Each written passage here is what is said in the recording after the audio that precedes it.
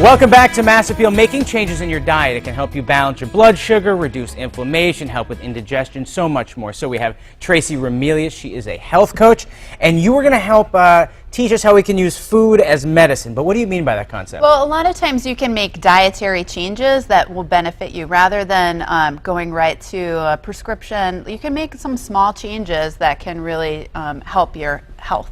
Yeah, you don't necessarily have to eat to lose weight. You can eat for so many different ways. So we're going to talk about 5 common health problems and how we can fix them just by changing our diet. What if people have digestive distress? What can they do? Well, a lot of times your digestive distress, whether it's bloating, constipation, or IBS, it can be alleviated by balancing out your intestinal flora or the good bacteria that's in your intestines. So fermented foods are a great source for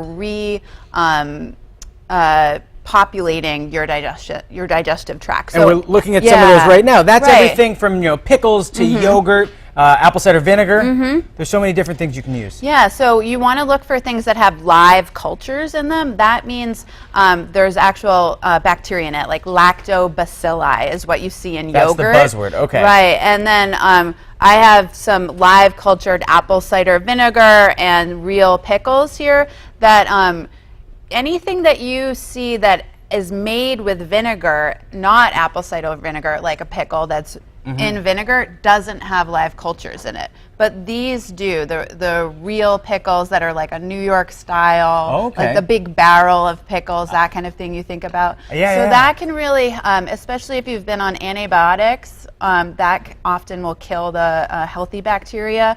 And also a lot of consumption of alcohol also will ruin your healthy bacteria. So if you have these are ways to add things back in and kind of reseed your intestines. What if people have thyroid problems?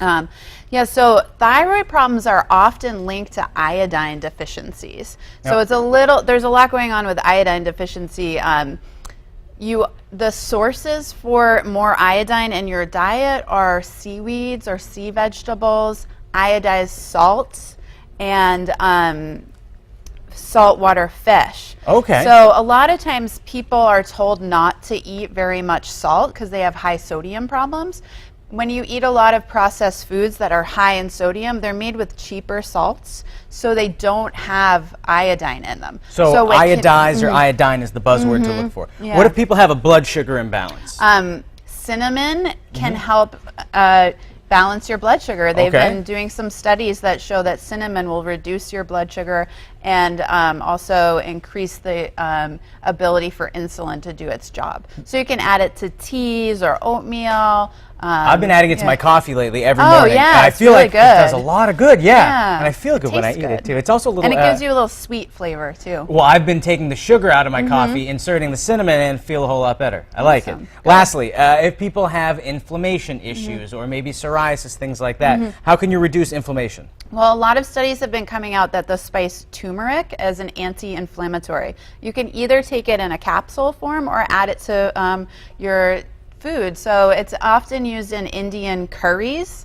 So it's a really nice flavorful spice that you can add to your foods. And it there's new studies showing that it helps with people recovering from heart problems. Really? They're actually doing some studies right now in its effects of helping people with cancers. Because a lot of cancer and heart disease often come from, their thinking now is that it comes from inflammation. So I guess some turmeric a day keeps the doctor away, but also if people want to cut down on their inflammation, if they have skin conditions or something, eliminating milk, sugar, some wheat products. Right, exactly. That's what we had talked about. We've talked about that before on the show. Thank you so much for these tips. Fantastic. So you can use your food not just as deliciousness, but also as medicine. And for more information, a little more detail than everything you've seen here today, go to mymassappeal.com.